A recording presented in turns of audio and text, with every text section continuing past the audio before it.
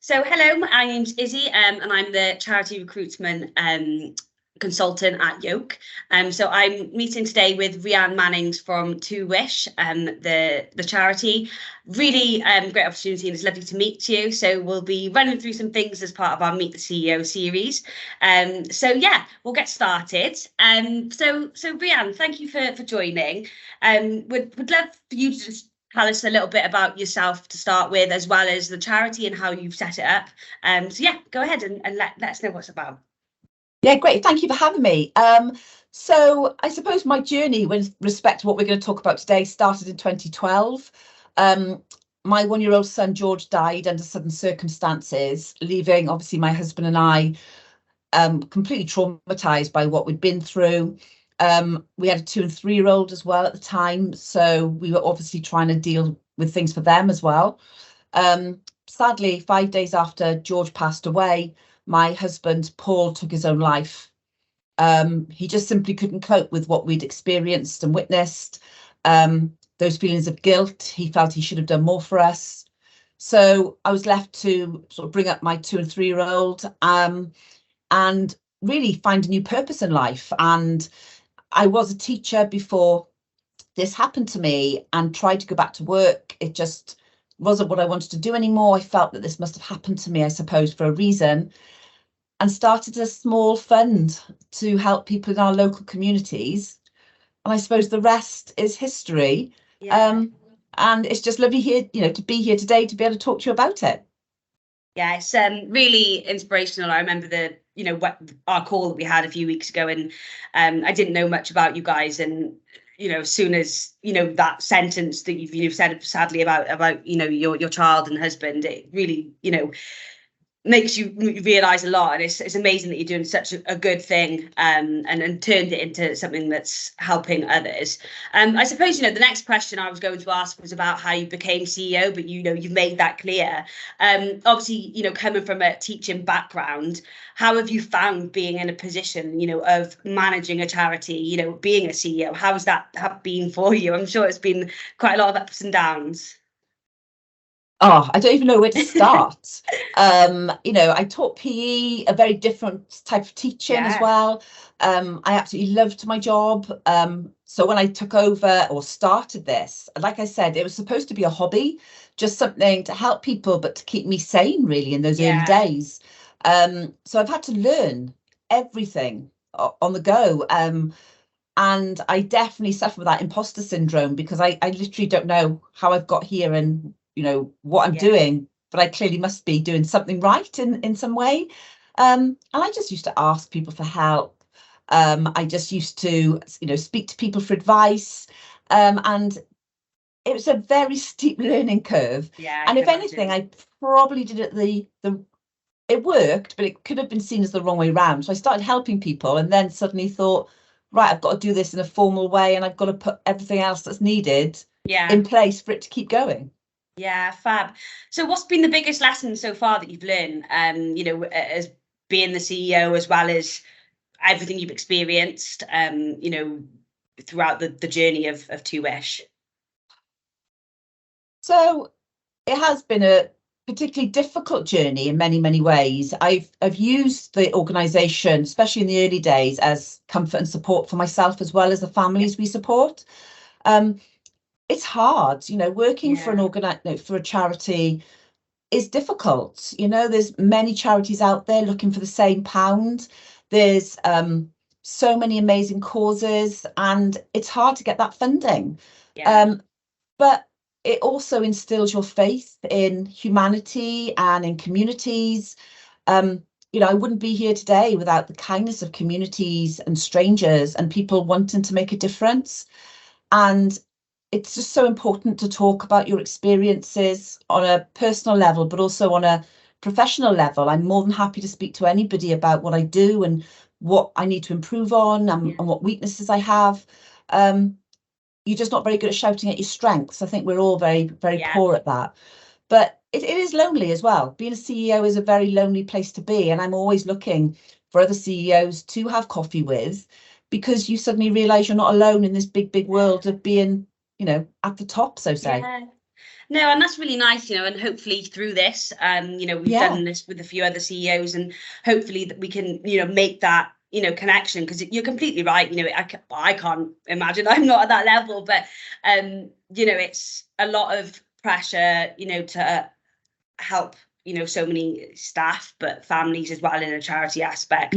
And you want to make sure that you're doing the right thing all the time, so I completely get that it can be quite lonely and you know, daunting sometimes, like, okay, I need to keep this up and I need to keep providing and performing.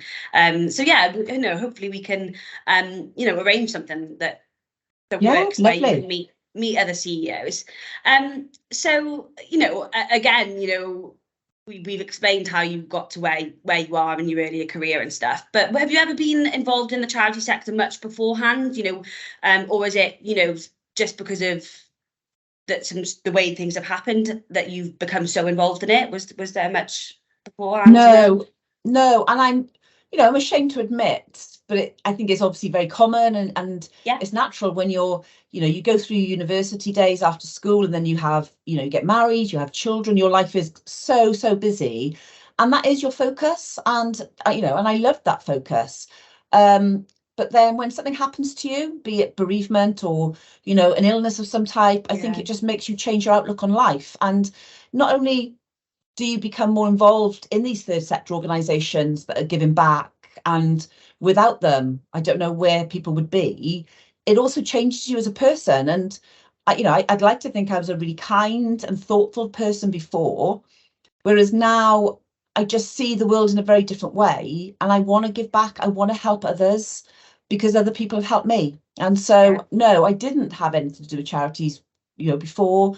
I have, not only with To Wish, but I like to support other charities now, and I'm hoping my children see that, and people around me see that as well. Yeah, it's a weird thing. I think, you know, you've said it right in terms of just you grow up, and I think it does massively depend as well on where you've been brought up, and in terms of if you are involved within the charity sector. I think, you know, COVID-19 and the pandemic has brought a lot of people to realise a lot of things. But it's quite sad actually, because it shouldn't take sadly, you know, a bereavement or something bad to happen for that to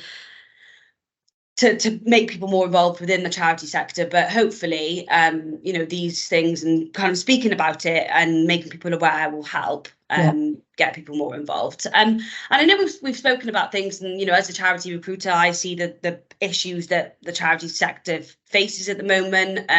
You know, cost of living, you know, being able to get funding, you know, the rise in kind of homelessness and house prices. You know, there's a lot of issues that face the charity sector. What do you believe to be, or think that is kind of either To Wishes or just generally the biggest issue or challenge facing the charity sector at the moment? Oh, I think, gosh, it's been a really difficult time for everybody, you know, businesses, third sector, private sector, for everybody.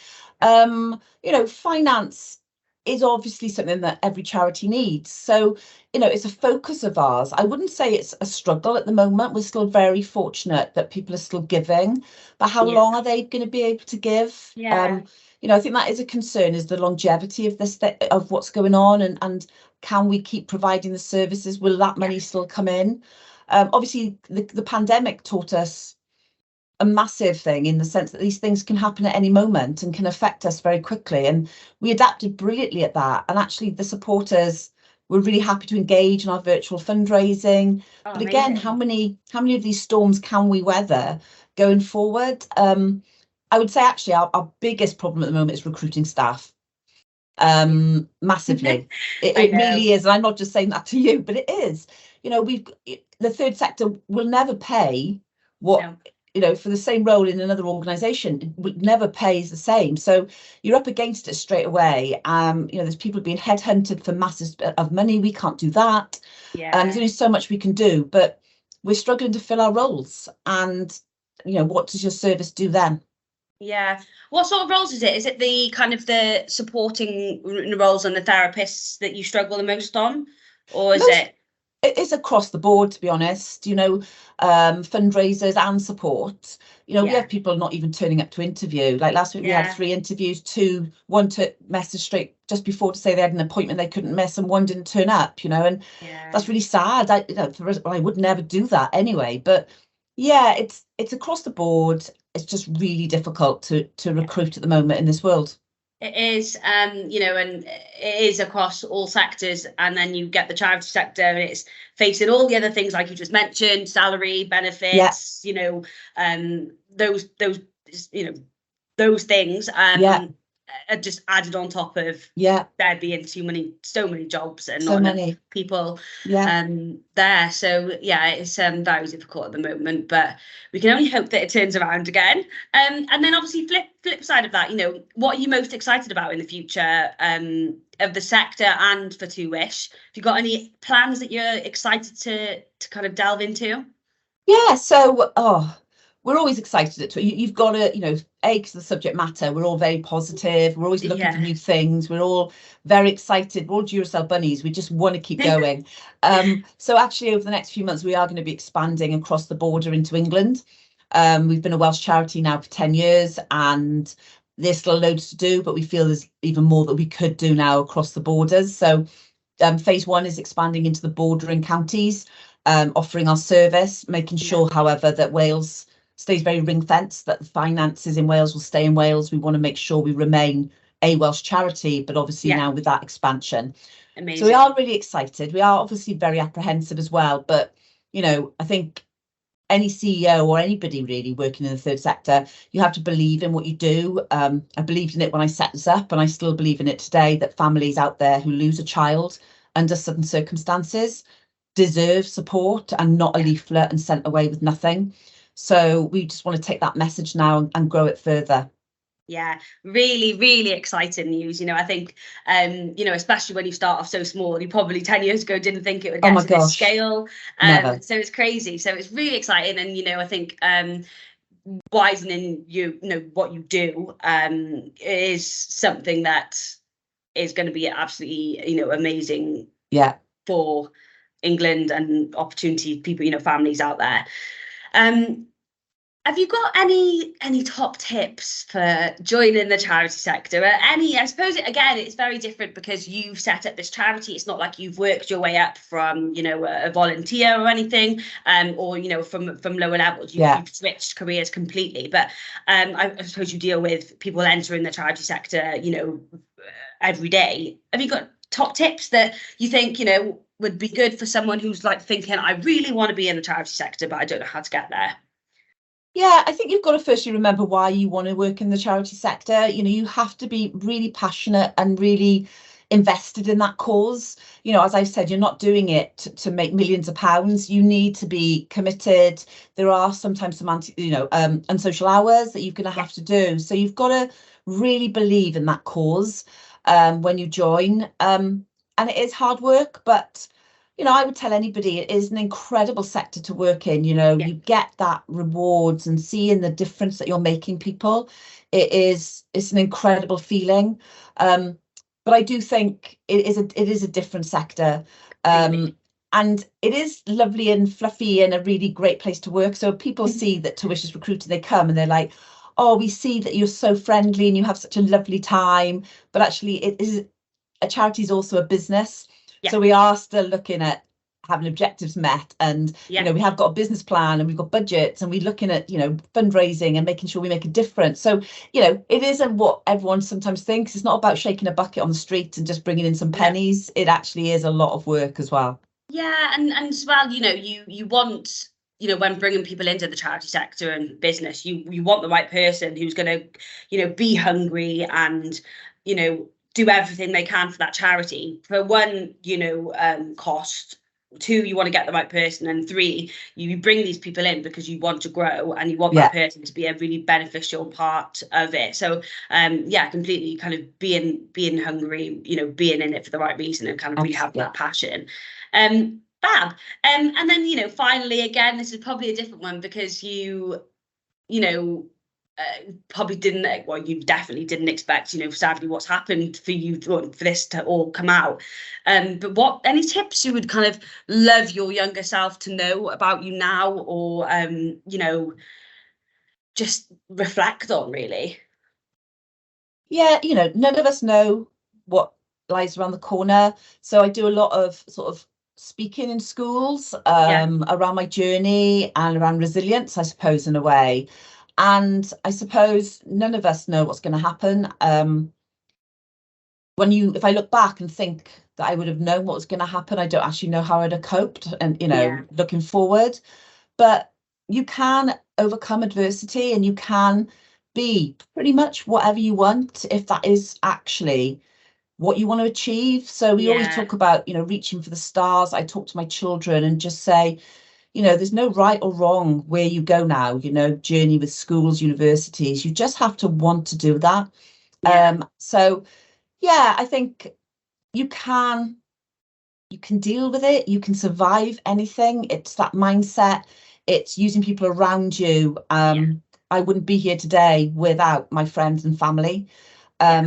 Advice, support, being very open with my emotions and feelings is something that I would really advise anybody really to be. But yeah, just go with it, and you can literally do whatever you put your mind to. Fab. And I think this leads nicely on to kind of my last question of, we didn't really touch on it at the start, but for families out there who might be watching this, or have watched it and have something happen, can you summarize what To Wish can do for you, just to anyone who's watching it, so that they know that this service is there? You might be able to refer it to a friend. I think that would be helpful. Yeah, so To Wish was established to support families who lose a child or young adult up to the age of 25 under sudden circumstances, be it illness, accident, young suicide. We're there to support not just the family, we're there to support anybody who is struggling since maybe being impacted by this. And we offer a variety of things to make sure that everyone gets those different options of support. So, your counselling and your complementary therapy and support events and group support.